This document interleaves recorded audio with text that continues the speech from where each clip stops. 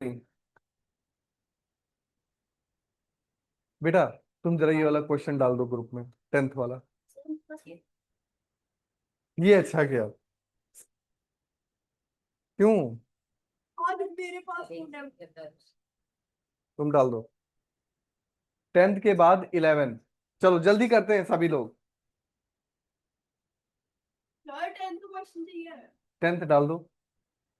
Question नहीं डालना। हाँ, जो तुमने कल मैंने सॉल्व कराया है।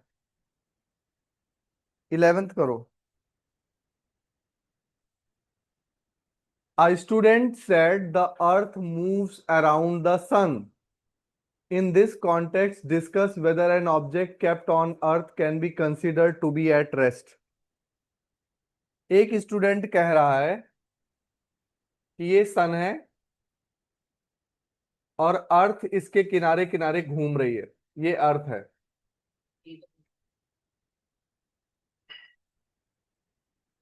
तो क्या अर्थ के ऊपर रखी किसी चीज को मैं रेस्ट पे कह सकता हूं? ये क्वेश्चन है।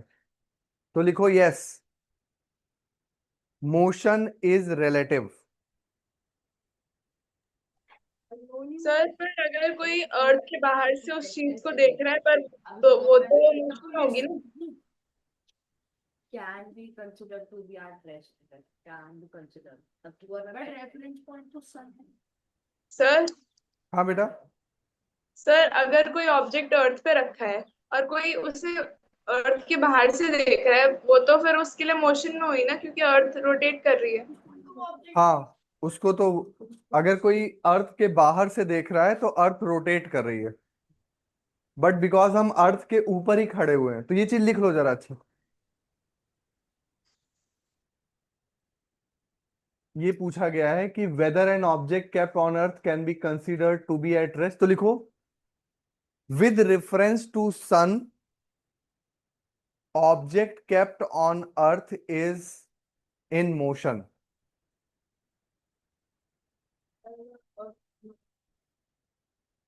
तो तब वही आ जाएगी। With reference to sun, object kept on earth is in motion. फिर लाइन चेंज करके लिखो but with reference to earth,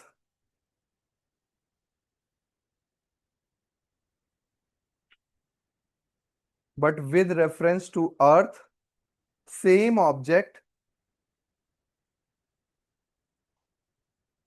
is in rest. Same object is in rest. फिर पैराग्राफ चेंज करके लिखो motion is relative. Motion is relative. Motion कैसी चीज है? Relative है। ये बड़ा इंपॉर्टेंट लाइन है कि सारा डिपेंड ये करता है कि तुम कहां से मोशन को देख रहे हो, ऑब्जर्वर कहाँ है। जैसे कि बस में आप बैठे हुए हो तो पेड़ भी पीछे की तरफ जाते हुए दिखाई देते हैं ना, तो they are also in motion with respect to बस।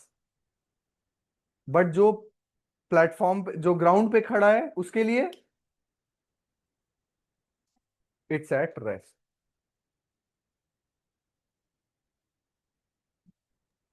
सर अगर पेड़ हवा से हिल रहा है तो फिर वो मोशन में हुआ ना दोनों के लिए। कहां से? नहीं अगर कोई इंसान जमीन पे खड़ा है और उसके सामने पेड़ है और पेड़ हवा से हिल रहे हैं तो वो मोशन में हुए दोनों के लिए बस के लिए भी और इंसान के लिए जो जमीन पे खड़ा है। जरा एक सेकंड देना यार, मैं थोड़ा स्पीकर की व्यवस्था करता हूँ, मुझे अच्छे से सुनाई नहीं दे रहा है। क्या ये कि अगर अगर कोई पेड़ है हाँ। तो जो wind से blow हो रहा है हाँ, तो और इंसान खड़ा है तो पेड़ भी मोशन में है और जो बस से देख रहा है उसके लिए भी मोशन में है। तो इंसान जो अर्थ पे इंसान खड़ा है उसके लिए वो पेड़ मोशन में है, और जो बस में बैठा है उसके लिए भी वो पेड़ मोशन में है। बट एक बड़ी इंटरेस्टिंग बात है कि अगर दो बस स्पीड में जा रही है, सेम स्पीड में जा रही है एक ही डायरेक्शन में, तो दोनों एक दूसरे के लिए रेस्ट में है। चलो अब करते हैं क्वेश्चन नंबर 12।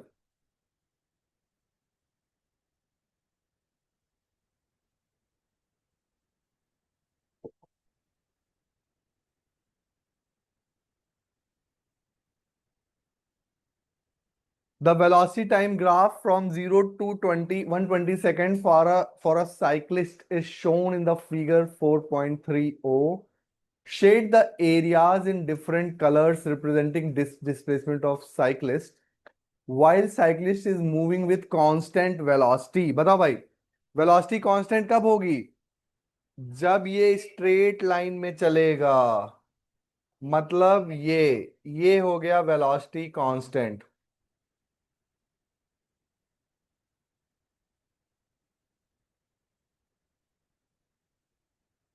क्योंकि वेलोसिटी ऐसी है तो लगातार 3 है, तो वेलोसिटी क्या है? कांस्टेंट है। यहां भी 3 है, यहां भी 3 है, यहां भी 3 है, यहां भी 3 है, यहां भी 3, हर जगह 3 है।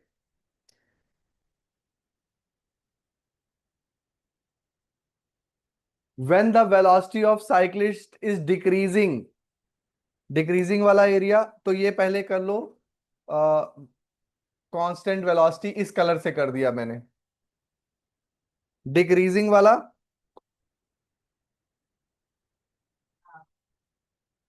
किससे करूं? इससे कर लूं?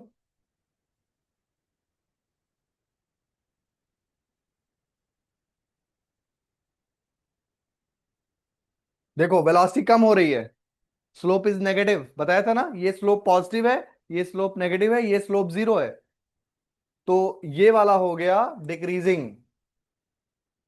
और फिर calculate the displacement and average acceleration in 120 second time interval. तो हमें क्या क्या निकालना है? डिस्प्लेसमेंट निकालना है ए।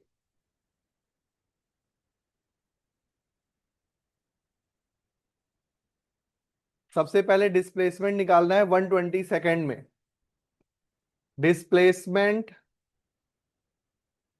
Is equal to area under V T graph. ये समझाया था आपको, याद है कि नहीं है मुझे नहीं पता। ये तो वेलोसिटी टाइम ग्राफ है ना, तो डिस्प्लेसमेंट होगा, तो डिस्टेंस होता। अब मैंने आपको समझाया था कि वेलोसिटी टाइम ग्राफ में जो डिस्प्लेसमेंट है वो वेलोसिटी इनटू टाइम है, इसलिए एरिया अंडर द कर्व निकालेंगे। बट अगर कोई एक्सेलरेशन निकालना चाहे तो हमें स्लोप निकालना पड़ेगा, राइट? तो सबसे पहले डिस्प्लेसमेंट निकालना है, तो एरिया बताओ कितना होगा भाई? एक ट्रायंगल है, half base into altitude, plus एक रेक्टेंगल है विच इज 80 इंटू 3, और फिर से एक ट्रायंगल है दैट इज हाफ, मतलब ट्रेपीजियम है। ट्रेपीजियम में मैं क्या कर सकता हूं? Half sum of parallel sides कितना है? 2 + 3, और into perpendicular which is 20। Trapezium का एरिया क्या होता है? Half sum of parallel sides into height. ये जरा ध्यान से देखो अच्छे से, ये वाला,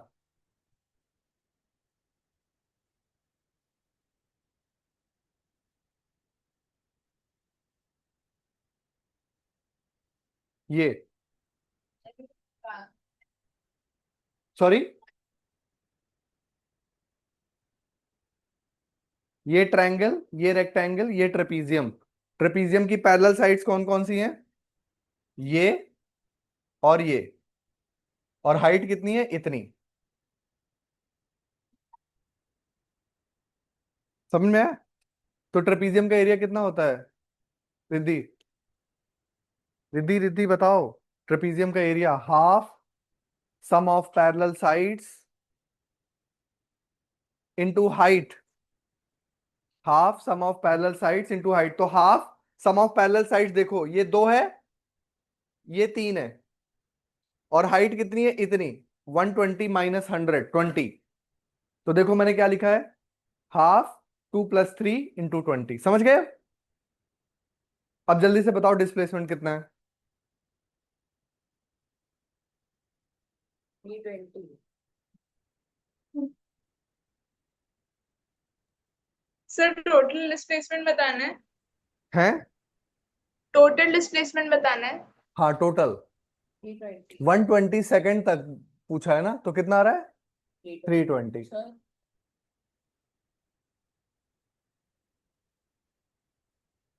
ट्रेपीजियम का एरिया सब लोग अलग से भी लिख लो ताकि बाद में भी याद रहे।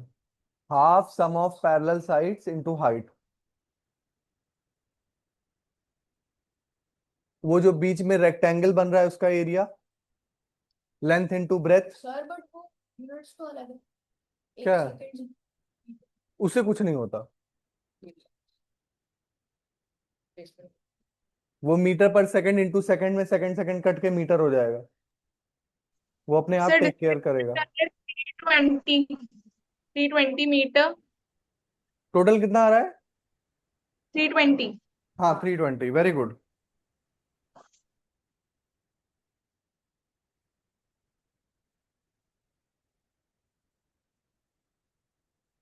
पहले ये बताओ, सबको समझ आया? अलग अलग कलर से किया तुम लोगों ने? गर्ल्स, तुम्हारे पास भी अलग अलग कलर की पेन नहीं है?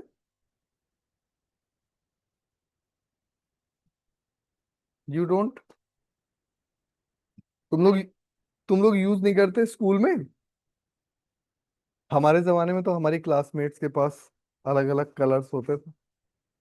क्लासमेट्स ही लेते हैं ना फिर भी. हैं? ये क्लासमेट्स ही लेते हैं. हाँ,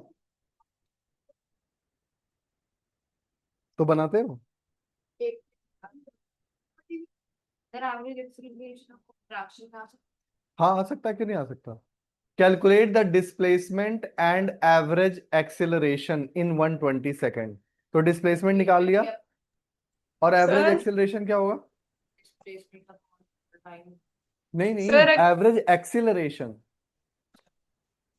सर हाँ, v माइनस सर अगर ग्राफ बनानी होता तो हम डायरेक्टली फॉर्मूला से निकालते हैं ना। v माइनस होगा. एवरेज वेलोसिटी अपॉन एक्सेलरेशन का क्या फॉर्मूला है?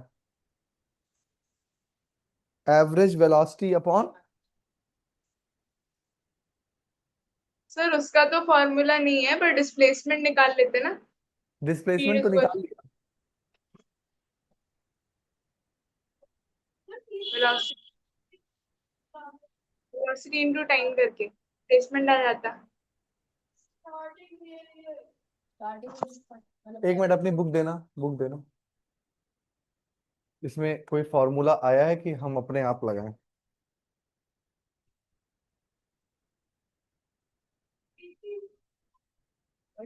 क्या? उस रेक्टेंगल की विड्थ देखो, लेंथ और ब्रेथ देखो, देखो देखो, कितनी है बताओ। 20 से लेके 100 तक है, तो कितना हुआ?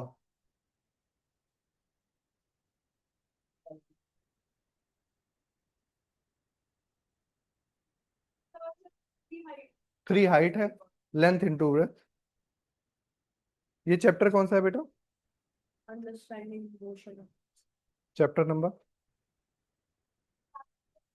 4।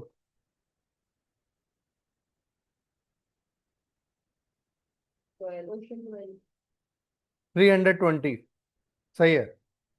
मैं बाद में अब एक्सेलरेशन निकालो, कितना आ रहा है तुम्हारा? कैसे निकालेंगे. और एवरेज वेलोसिटी कैसे. एक मिनट, मुझे पेन देना जरा।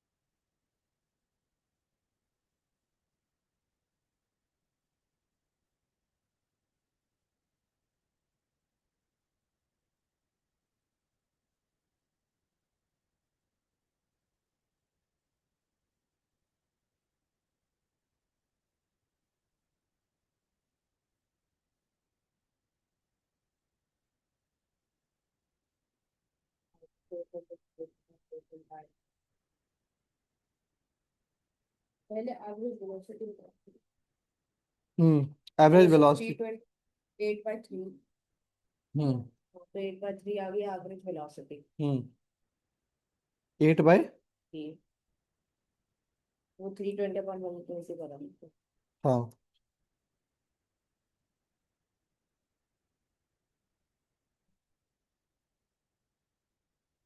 8/3 upon but 8/3 divided average acceleration का है टोटल नेट मतलब velocity upon time. Total time.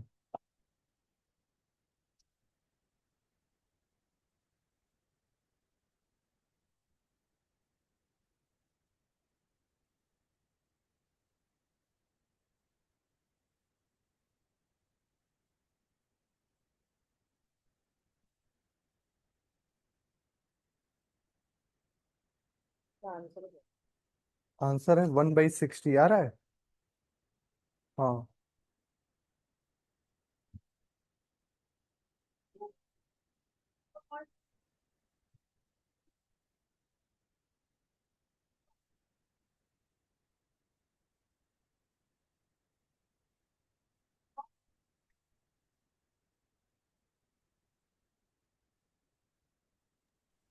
Sir मेरा तो 1/40 आ रहा है।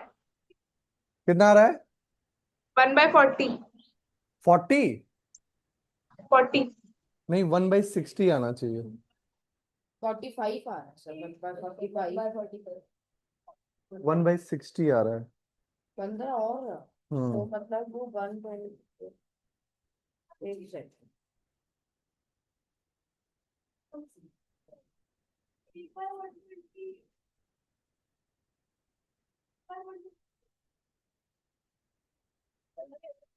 एवरेज एक्सिलरेशन है final velocity minus initial velocity upon time interval, ऐसे डिफाइंड है।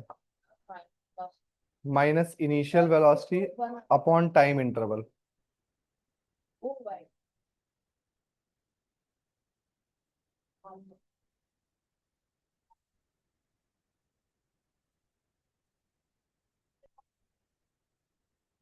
आ गया सर। आ रहा है? सर पहले मैंने बी माइनस यू जो करना था उसकी जगह टाइम को तो माइनस। v क्या लिखा तुमने? सर बी2। हाँ और u और अपॉन 120। तो बेटा एक्सेलरेशन की डेफिनेशन क्या है एवरेज एक्सेलरेशन की?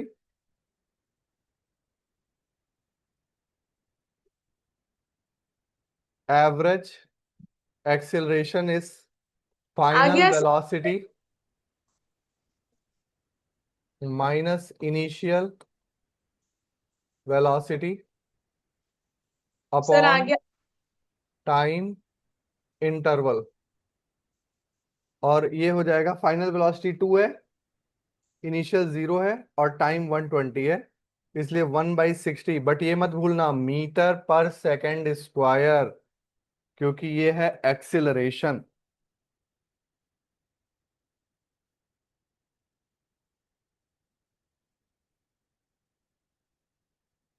अब मेरी तरफ से दो और क्वेश्चन करो। 0 से 20 के बीच में एक्सिलरेशन बताओ, 20 से 100 के बीच का एक्सिलरेशन बताओ, और 100 से 120 के बीच का एक्सिलरेशन बताओ। नहीं नहीं एवरेज नहीं, एक्सिलरेशन। अब देखो बेटा बहुत सिंपल है, यहां वाला एक्सिलरेशन है यहां का स्लोप, तो स्लोप कितना होगा? A is equal to perpendicular upon base. तो यहां का एक्सिलरेशन हो जाएगा 3/20। यहां का एक्सिलरेशन होगा 0 क्योंकि वेलोसिटी कांस्टेंट है। और यहां का एक्सिलरेशन के लिए ये ट्रायंगल पूरा कर लो, A is equal to perpendicular which is 1 by base which is 20, लेकिन माइनस में, तो -1/20 मीटर पर सेकेंड स्क्वायर। क्योंकि यहां पे वेलोसिटी कम हो रही है इसलिए रिटार्डेशन है। तुम वो नहीं समझ पा रही हो ना कि कोऑर्डिनेट ज्योमेट्री। भाई ये ट्रायंगल है,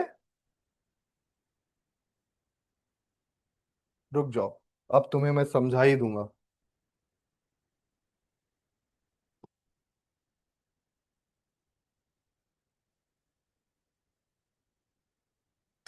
अब बताओ इधर, ये ट्रायंगल बनाओ,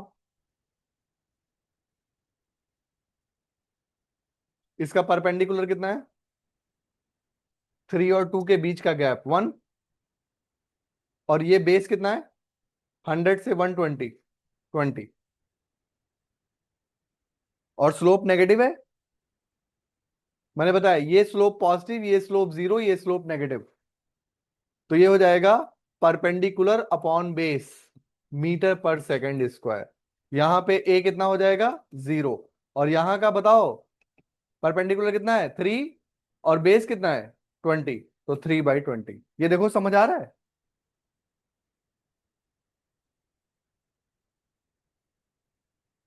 तो बहुत अच्छे से सिलेबस में है तुम्हारे स्लोप और एरिया का कॉन्सेप्ट, देख लो क्वेश्चन से ही पता चल रहा है।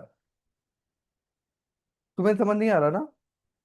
अच्छा ये बताओ, ये तो मुझे लगता है क्लास 4th का बच्चा भी बता देगा, कि अगर एक लाइन ऐसी है, यहाँ 20 है, यहाँ 40 है, तो ये गैप कितना है?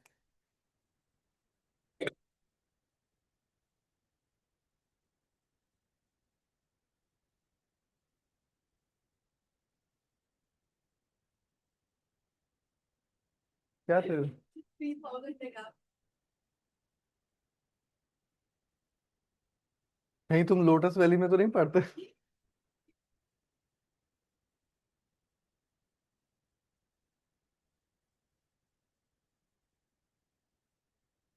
चलो बेटा ये वाला जल्दी।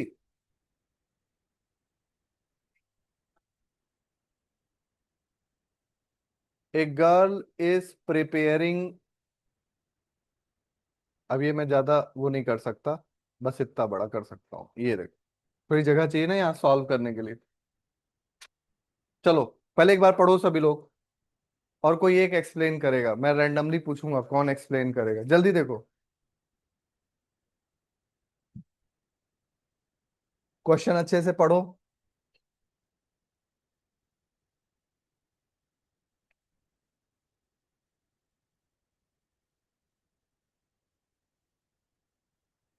डिस्टेंस तुम निकाली थी, आएगा तो डिस्टेंस नहीं, वो आ जाएगा लेकिन उससे बहुत सारे गैप्स में निकालना पड़ेगा, है ना सर? स्ट्रेट रोड है ना बेटा, तो स्ट्रेट रोड पे वेलोसिटी और स्पीड सेम ही होती है। स्ट्रेट रोड पे distance is equal to displacement, है कि नहीं? अगर लौट नहीं रहा तो। नहीं सर, उसमें लिखा है ना कि depicts the velocity versus time पे वेलोसिटी तो उसकी चेंज हो रही है। हाँ तो कोई बात नहीं, बट स्ट्रेट रोड पे दौड़ रहा है ना, तो वेलोसिटी और स्पीड सेम है। A girl is preparing for her first marathon by running on a straight road. She uses a smart watch to calculate her running speed at different intervals. The graph depicts her velocity versus time. Estimate the running distance based on the graph. उसके नीचे का area निकाल लेना। कैसे निकालोगे? Sir इसका total area निकलेगा, है टोटल निकालूंगी एरिया। क्या? सर हाँ टोटल एरिया टोटल निकाल। Total total, yes yes total. तो टोटल एरिया कैसे निकालें बताओ?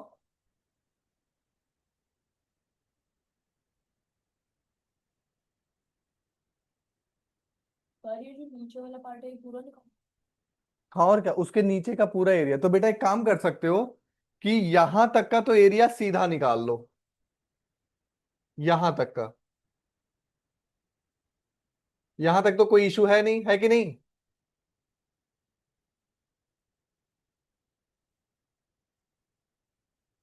ये एरिया सीधे निकाल लो, और जो ऊपर वाले हैं छोटे छोटे खाने, स्मॉल स्क्वायर्स, वो नंबर ऑफ स्क्वायर्स गिन लो। इसमें क्यों करना पड़ेगा? सर ऊपर है। नहीं नहीं, उसमें नहीं करना पड़ेगा। ये बताओ कितना है बेटा?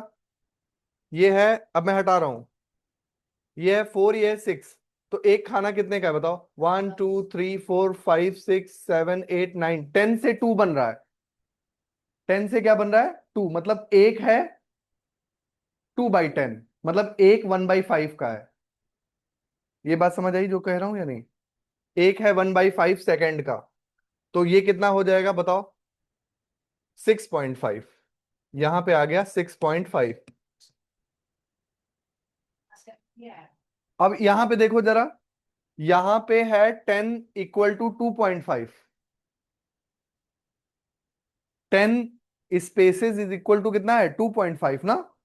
तो 1 स्पेस कितने का है, 0.25 का, मतलब 1/4 का है। तो यहां तक बताओ कितना होगा, ये होगा 5, 1 2 3 4 5 6 7 8, 8 × 1/4 मतलब 2, तो कितना हो जाएगा, 7। ये 7 आ गया। लेकिन इस साइड में तो पीछे दो बॉक्स पीछे छोटा है। कौन सा? साइड वाले साइड। अरे अभी गिन लेते हैं, सारे मार्क कर देंगे, ये वाला ना, ये मार्क कर दो। ये कितना होगा बताओ, 5, 1 2 3 4 5 6, 6 × 1/4, 3/2।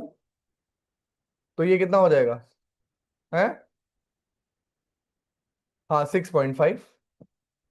ये मार्क हो गया। सब लोग समझ पा रहे हो या नहीं समझ पा रहे? First get the width of one. For example यहां पे एक का विड्थ कितना है बताओ जल्दी, 2/10। और यहां पे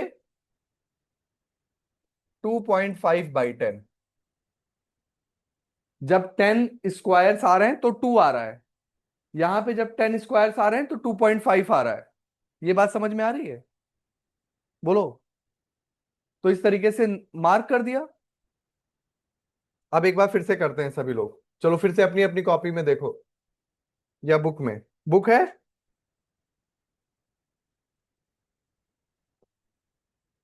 चलिए 6.6 आ रहा है।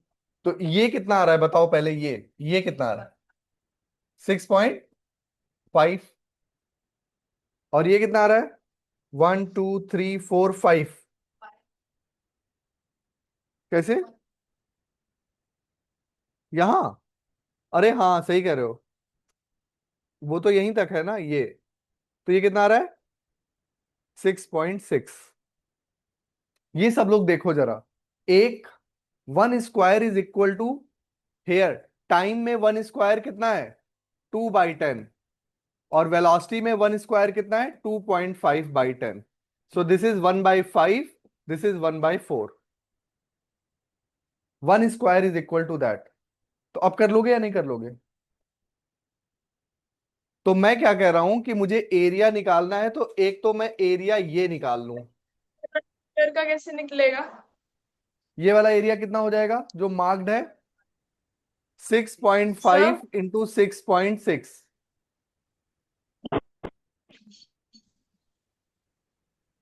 यस। सर, ये ऊपर वाला एरिया कैसे निकालेंगे?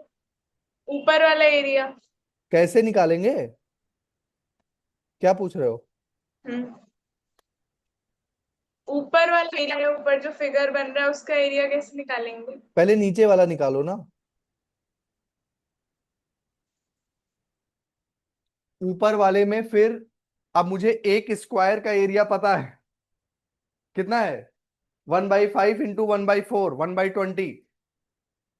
तो मैं बस स्क्वायर्स गिन लूंगा, यहां पे गिनो जरा।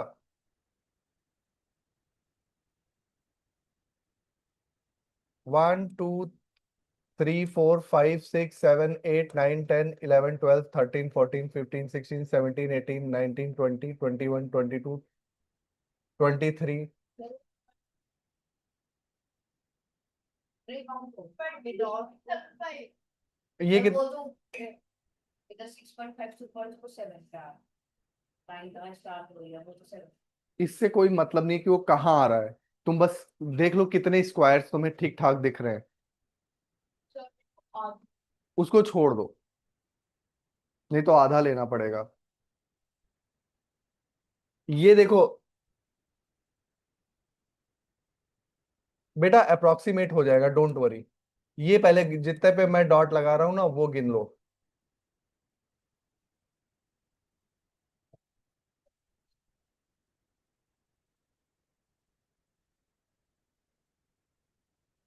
ये ठीक ठाक है। ये इतना हो गया, बस इतने गिन लो। डॉट्स क्यों गिन यहाँ पे भी डॉट गिनने पड़ेंगे क्या? बेटा अगर गिनना नहीं है तो एक भी तरीका है उसका।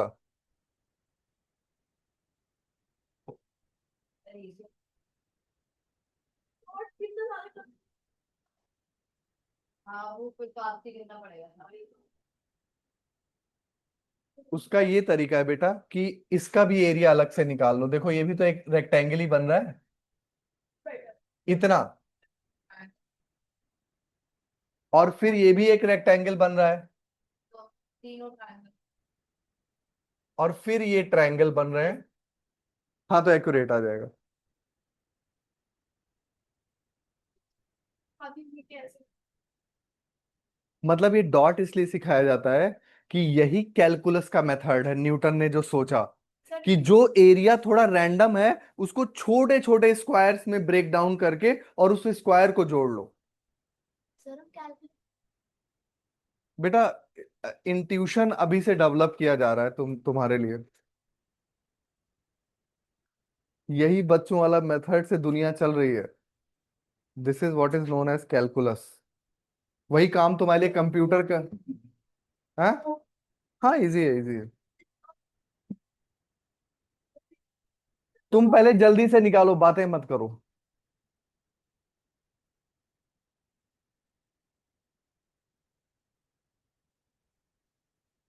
सर 2.30 आ रहा है लगता है आपका नीचे वाले नहीं, पहले नीचे वाले का कितना आ रहा है?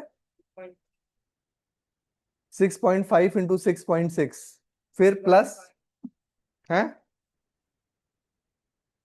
प्लस ये वाला कितना है? ये कितना है? 6.5, और ये कितना है? ये 7 है तो कितना हुआ? 0.5। 0.5 इंटू यहां तक कितना हुआ? ये है 4.6, तो ये 4.6 हो गया। इस वाले का लेंथ इंटू ब्रेथ, इसकी ब्रेथ चाहिए होगी ना, और फिर प्लस ये वाला छोटा वाला 0.5 इंटू, यहां पे मार्क करो ये, और यहां पे मार्क करो ये बताओ बेटा कितना है? सर वो नीचे 3 ये 3 है, और ये 1.6 1.6, तो कितना आ जाएगा? माइनस 1.4, 1.4। 3 minus 1.6 is 1.4। तो ये हो गया इसका एरिया। अब बस जस्ट छोटे छोटे दो ट्रायंगल बच गए।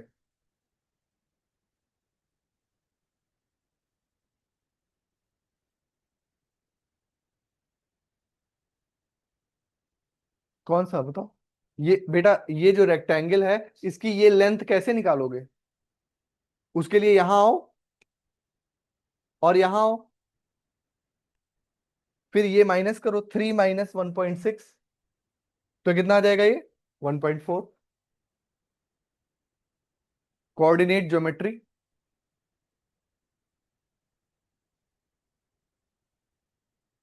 समझ आया?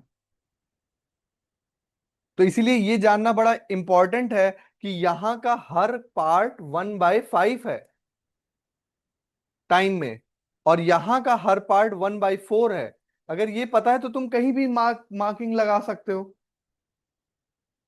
सर ट्रायंगल पर अब ट्रायंगल पे आ जाओ। ट्रायंगल में है हाफ बेस। बेस कितना होगा? ये है 1.6, और ये वाला ये कितना है बेटा? 1 2 3, 3/5, 0.6, तो माइनस करने पे 1 हो गया। तो half base into perpendicular is 0.5। ये पहला ट्रायंगल हो गया।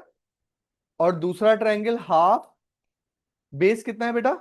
ये 3 है, और ये 4.6 है, तो 1.6।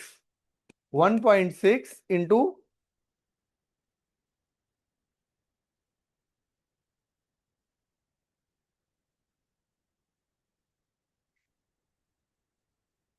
ये है 4.6 और ये है 3, तो 1.6 इंटू 0.5, और आखिरी ट्रायंगल बच गया, वो है हाफ, ये वाला। इसका कितना है? 4.6, और ये कितना है बेटा?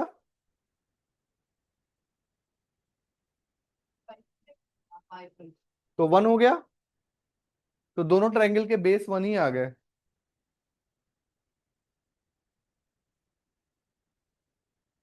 वन इंटू परपेंडिकुलर कितना है?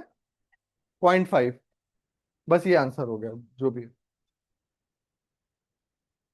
मतलब डिस्प्लेसमेंट के लिए सारा एरिया निकालना पड़ेगा ना, तो हमने सारा ये एरिया लिख दिया। लेकिन अगर तुम सिंपली डॉट्स गिन ले, तो एक डॉट का एरिया 1/20 है, सीधा 1/20 से मल्टीप्लाई कर देते, आंसर हो जाता। नहीं सर, फिर हाफ वाले कैसे करते थे? आधे आधे वो accurate वो accurate। वो वो जितने तुम्हें बड़े खाने दिख रहे हैं वो सारे गिन लेते, या जितने भी खाने बन गए सब गिन लो, क्योंकि एक का एरिया बहुत छोटा है ना, तो फर्क नहीं पड़ेगा। जितने पूरे खाने, खाना स्क्वायर भाई, जितने भी पूरे स्क्वायर दिख रहे हैं वो गिन के 1/20 से मल्टीप्लाई कर दो, वही आंसर है। देखो कितना आ रहा है आंसर।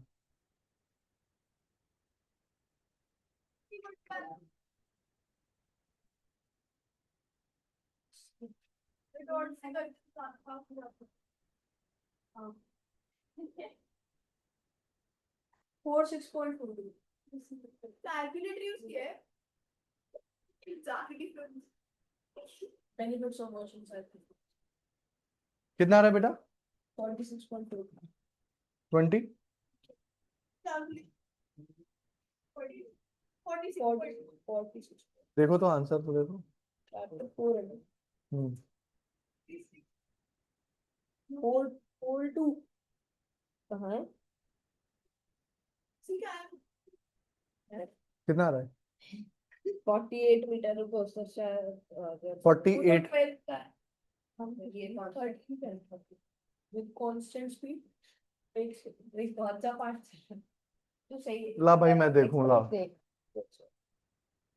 चैप्टर 4 चैप्टर 6 देख रहा है, 4 देख रहा है, 4 ना देख रहा था, मैं 4 ही देख रहा था। अच्छा 7 देख रहा है, अब इधर इधर तो 13 का, अच्छा 13 का नहीं सर, 13 दिया ही नहीं है। क्या क्या लिखा हुआ है? सर दिया नहीं हुआ 13 नहीं, ये 1/, इधर लाओ। 12 के बाद सीधा 14। हाँ हाँ तो कोई बात नहीं, जो तुम्हारा है वही आंसर है। नहीं, मेरे को करने दे, सही हो गया। तुम्हारा कितना आ रहा है बेटा? तुमने किया है, बस नोट कर लिया उसका। 46 आ रहा है सर मेरा, जो इट्स क्लोज 46.8 आ रहा है मेरा। तो ठीक है कोई बात नहीं, सर मेरा बाद में कर लेना, इतना ठीक है। 46 पॉइंट, रफली 46 लिख लो। सर मेरा 44.73 आ रहा है। तो सबका है सबका अलग आ रहा है। सर, आप ऐड तुम पहले ये देखो, ये सही है जो मैंने ऊपर लिखा है? तुमने वही किया है ना? सर ट्रायंगल्स वाले वो करे, बाकी अपने चल रहा है। नहीं नहीं, ठीक है सर। जो मैंने लिखा है वही वही डेटा यूज किया है ना?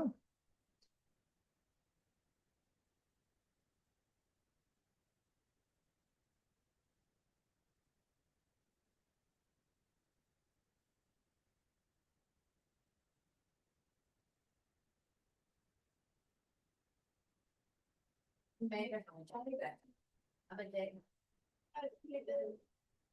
46.15 आ रहा है। सर रफली 46 क्या है? नहीं नहीं, सबका रफली आ रहा है 46 लिख लो, चलो ठीक है। सर। मेरा 46 तुम्हारा पॉइंट मेरा सबसे मेरा तो 4.73 आ रहा है। मैं बता I am Rajashri like this sir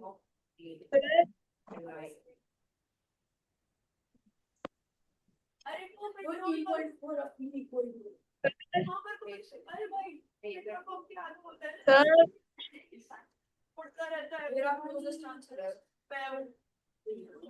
explanation से बनाया मैं काफी ऊपर। यार Oh, not hopefully.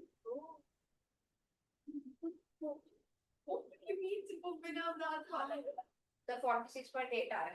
ठीक है, ये इसने एक गलती करी है, मैंने 46.8 लिख लो। ओके, सर मेरा 54.73 आ रहा है। मैंने देखो यहाँ पे लिख दिया है। नहीं कर मैंने दूं? तो इसी से सॉल्व, चलो, मेरा 40 इफ यू 47 पॉइंट आ रहा है। लो, तुम एक काम करो, कैलकुलेटर से बताना, सुनो, हेलो, इधर देखो, इधर बताओ। 6.5 इंटू 6.5 ही था, तो यहाँ पे 6.6 6.5 इंटू 6.6 ये कितना है? 42.93। बेटा अब आराम से एक यार तुम लोग ना बिल्कुल चुप रहो। इतना इंटू 4.6 बताओ। तुम कैलकुलेटर से बताओ ना बेटा, इसे तो बोल। अरे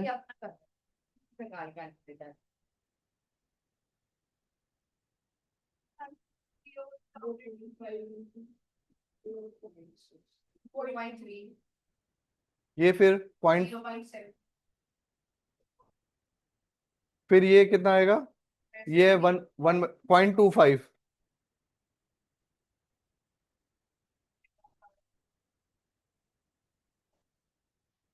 फिर ये कितना है? हाफ। ये कितना आ रहा है? 0.4। और फिर वही 1.25।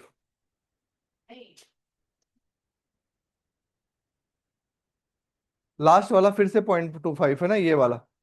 तो अब ये सारा जोड़ दो बस। सर तो मेरा सही है 46.8। जोड़ो बेटा, ये वाला देखो ना, हाफ इंटू 0.5, 0.5 1/2 होता है, 1/4 विच इज 0.25।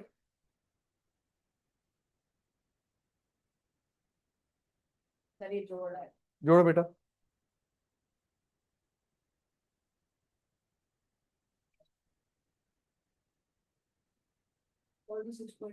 देखा मेरा ही क्यों 46.8। मेरा ही सही आया देखा मेरा ही 0.3 मेरा भी 46.8 अरे मेरा सही आ रहा है कुछ मैंने लास्ट में एडिशन गलत मेरा लास्ट सही नंबर गलत पिकअप भी किया ना देखा मेरा सही तो जो मैराथन दौड़ रही है वो लगभग 50 किलोमीटर वाला मैराथन दौड़ रही है ना, 46.8। आज की तरह सर 2 सेकंड में 300 सर ये सर 40.8 यही तो है मैंने 5 के लिए कर मेरी बिग सर सर ये जाना हाँ, सर 46.3 चलेगा। 46.83। 83 हाँ ठीक है, दैट इज ओके। हाँ, फाइनली। चलो एक और कर लेते हैं।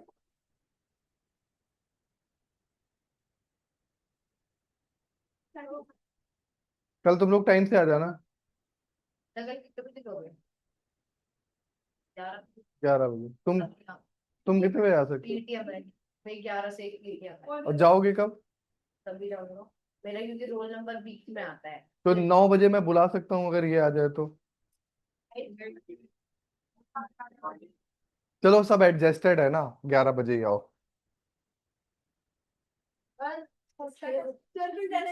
हाँ, मैंने पेपर भी प्रिपेयर कर लिया है, कितनी देर का पेपर है बहुत जल्दी हो जाएगा। सब लोग मोबाइल लेकर आना। हाँ, सर मेरे पास कह रहे कि सर अब तो मेरे पास सर मोबाइल है अब मैं क्या करूं नहीं तुम आ जाना, मैं आई विल। सर 10 बजे तक आ जाऊंगा हम्म 10 बजे करोगे तो आज शाम को बेटा मैं सेम टाइम रहेगा बेटा, क्योंकि टाइम चेंज करने में वो कभी सेटल ही नहीं होगा, तो इसलिए सर बेटा वो कल किस 10 से टाइम 11, है? मैंने वो 12 वो 10th 10th का कर दिया है ना, फिर मैं चला जाऊंगा दिल्ली। चलो। सर कल किस टाइम है? चलो, हाँ बेटा बोलो। सर कल किस टाइम टेस्ट है? 11 अब देखो, तुम्हें ग्रुप में ऐड किया है, तुम डिस्क्रिप्शन अच्छे से देख लो, उसमें सारी इंफॉर्मेशन है, पढ़ लेना। ठीक है sir. On entering a state highway, a car continues to move with a constant velocity of 6 meter per second for 2 minutes and then accelerate with constant acceleration 1 meter per second square for 6 seconds. Find the displacement of the car on the state highway in 2 minutes 6 seconds.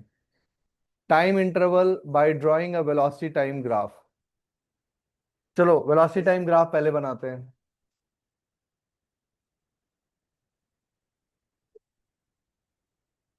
सभी लोग ध्यान से देखो question number 14। एक एक car जो है वो हाईवे पे पहुंचती है और उस पे वो एक कांस्टेंट वेलोसिटी से चलती है 2 मिनट तक। 2 मिनट वेलोसिटी कांस्टेंट है, कितनी है? 6 मीटर पर सेकेंड। यहां मीटर पर सेकेंड है और यहां मिनट है। उसके बाद एक्सिलरेट करती है 1 मीटर पर सेकेंड स्क्वायर से अगले 6 सेकेंड तक। तो कुछ ऐसे एक्सिलरेट करेगी और यहां पे कितना हो गया? ये हो जाएगा 8। यहां पे 2 मिनट है, ये हो जाएगा 2 मिनट 8 सेकेंड, अगर मैं पूरा यहां से देखूं तो।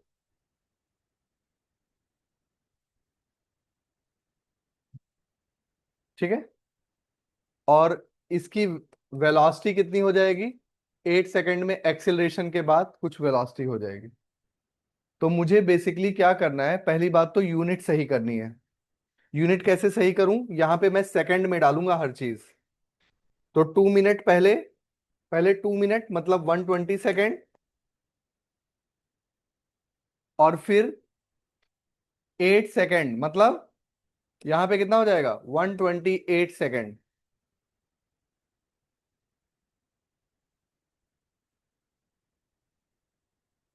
तो ये बताओ, अगर ये 1 मीटर पर सेकेंड स्क्वायर है एक्सिलरेशन, तो यहां पे वेलोसिटी कितनी हो जाएगी?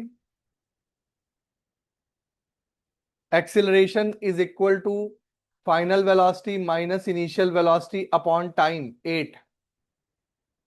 एक्सिलरेशन 1 है, 1 is equal to v-6/8, v is equal to 14। तो यहां पे हो जाएगी वेलोसिटी 14 मीटर पर सेकेंड।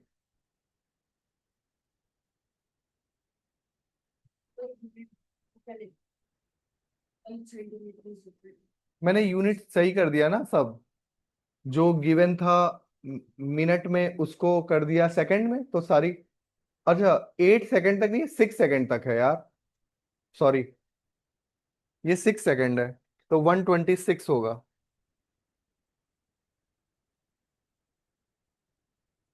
और ये 6 है, तो ये 6 है, तो ये 12 है। ये 12, 6 सेकंड है ना, देखो क्वेश्चन में पढ़ो। अब तुमसे कहा गया डिस्प्लेसमेंट निकालने को, तो simply area under the curve निकाल लो। तो displacement as is equal to कितने एरिया हैं? पहला एरिया, दूसरा एरिया, दूसरा तो एक साथ ले सकता हूं क्योंकि ट्रेपीजियम है। पहला एरिया कितना है? लेंथ इंटू ब्रेथ, बताओ। 6 इंटू 120 प्लस ये वाला half sum of parallel side 6 + 12 into height is this much 6,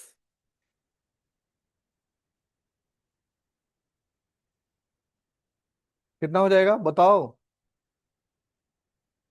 720 plus 18 into 3, 720 plus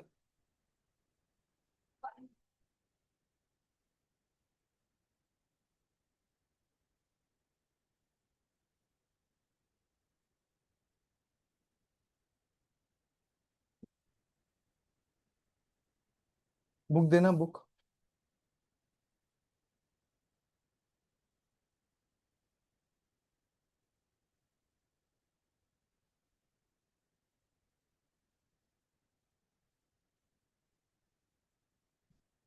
सही है 774 मीटर। सब लोग देखो जरा, समझ आया कि नहीं समझ आया?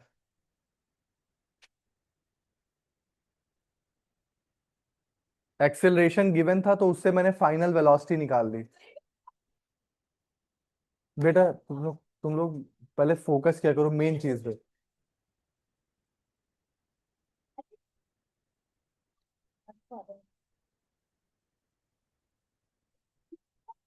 V is equal to 12 हाँ, क्योंकि a is equal to v minus u by t, v is equal to u plus a t, वहां से मैंने v निकाल लिया क्योंकि a गिवन है, और v निकालने के बाद एरिया अंडर द ग्राफ निकाल लिया। एरिया दो ही है, एक है रेक्टेंगल और एक है ट्रेपीजियम।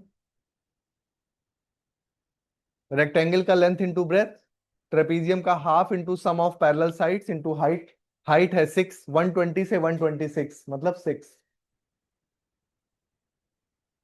पैरेलल साइड से 6 और 12, 6 एंड 12।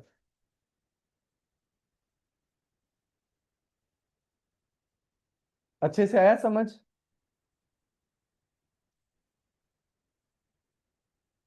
बताओ नव्या, समझ आया? सर समझ में आ गया।